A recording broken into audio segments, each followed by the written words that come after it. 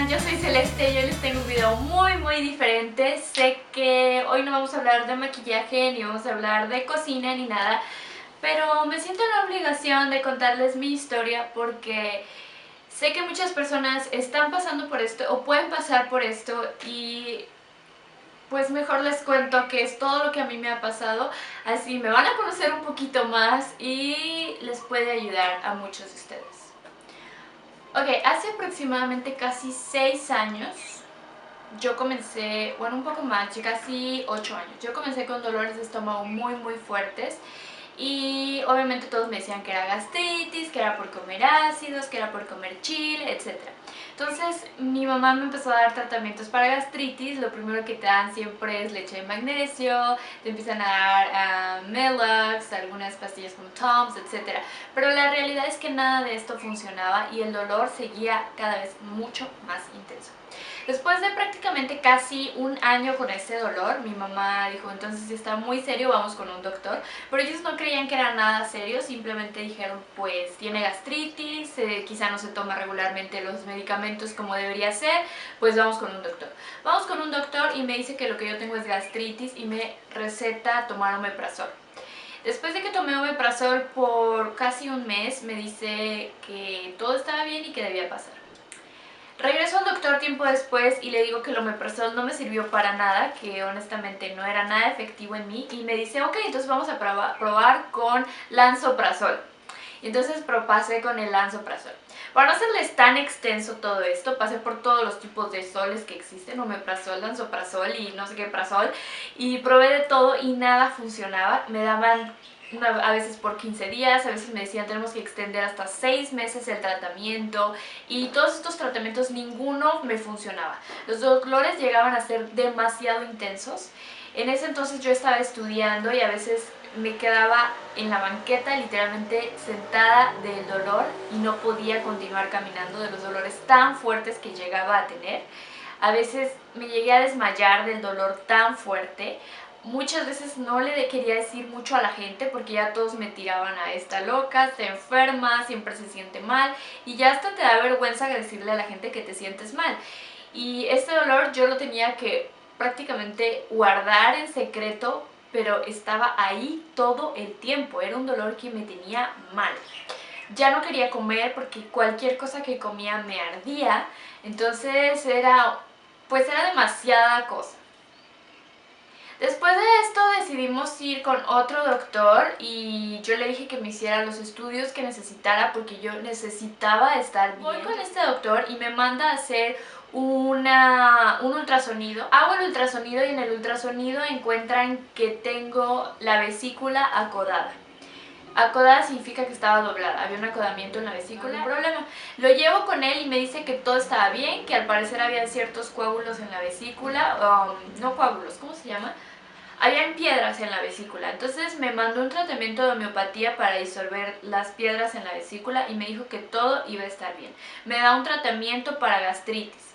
No funciona. Después de que no funciona me dice, entonces vamos a hacer una endoscopía. Me manda a hacer una endoscopía. Como es algo que totalmente desconoces, solamente voy a un laboratorio y les pido que me hagan la endoscopía. Ellos me dicen, sí, te vamos a hacer la endoscopía. Para esto averigüé y la endoscopía era carísima en todos lados y ese laboratorio era el más económico. Entonces fui, me hago la endoscopía, una cosa horrible, ni siquiera me anestesiaron, me metieron la cámara literalmente. La endoscopía es meterte una cámara por la boca hasta el estómago para ver cómo está todo por dentro. Y cuando hacen esto, yo me quería morir. Fue la peor experiencia de mi vida que me hicieron una endoscopía sin anestesia. Fue horrible. Y cuando ellos hacen esto dicen, no, pues se ve un poquito de trauma interno, pero al parecer fue por la manera en la que se introdujo la cámara, así que hay ácidos y todo está bien en las biopsias, sigue con tu tratamiento de gastritis. Pasa un año y nada de esto ha funcionado, así que vamos con otro especialista, decidimos ir con un gastroenterólogo. El gastroenterólogo me ve y ahí sí ya fue donde yo estuve estacionada con este gastroenterólogo prácticamente 2 años. Y ahora sí, viene la historia mucho más extensa, pero creo que es la parte más importante. El gastroenterólogo me dice que definitivamente hay que hacer estudios mucho más grandes. Me manda a hacer una pHmetría, una manometría y una endoscopia. Si la pHmetría te meten un catéter desde la nariz hasta el estómago y te lo monitorean con un aparatito por 24 horas. La manometría te meten una manguerita de la nariz hasta el estómago y ellos van a ir checando los niveles de ácido. Ambos son para checar los niveles de ácido e identificar qué ácidos son los que te están causando daños. Me hacen una endoscopía, esta vez ya estábamos en uno de los hospitales más caros de la Ciudad de México y me hacen la endoscopía, esta vez fue increíble, me anestesiaron, yo no me enteré de nada. Para esto fue en el consultorio del doctor nada más, ahí me anestesiaron, ahí llegaron los especialistas, llegó el anestesiólogo, me hacen la endoscopía y cuando ya reúnen los 3 estudios, el doctor dice que lo que me está pasando es que los ácidos de la vesícula quemaron la boca del esófago, porque la vesícula estaba acodada. Entonces no estaba funcionando y estaba enviando todos los ácidos hacia el esófago. El esófago estaba quemado y pareciera que inteligentemente el estómago pasó el tejido del estómago al esófago para protegerlo. Pero esto es lo peor que puede suceder porque si ocurre esto, produce síndrome de Barrett y el síndrome de Barrett produce cáncer en el esófago. Entonces cuando él me dice, tu tejido está pasado a tu esófago, necesitamos hacer una cirugía de emergencia porque la probabilidad de cáncer ya está knock knock. Así que enseguida preparan todo y empezamos a preparar todos los papeleos para la cirugía. Deciden operarme y me hacen una funduplicatura Nissen en el esófago, que es como poner un cinturoncito en el esófago para que los ácidos ya no se pasen. Retiran la vesícula para que ya obviamente no esté ahí mandando sus malos ácidos y me hacen todo por laparoscopía. Obviamente antes de esto fuimos con distintos doctores a ver opiniones y todos decían que necesitaba la cirugía y me querían abrir todo el estómago, o sea, del ombligo hasta arriba. Y decían que era la única manera de solucionarlo. Decidimos pagar un poco más, decidimos utilizar el seguro de gastos médicos mayores y bueno, me lo hicieron en el hospital más caro de la Ciudad de México.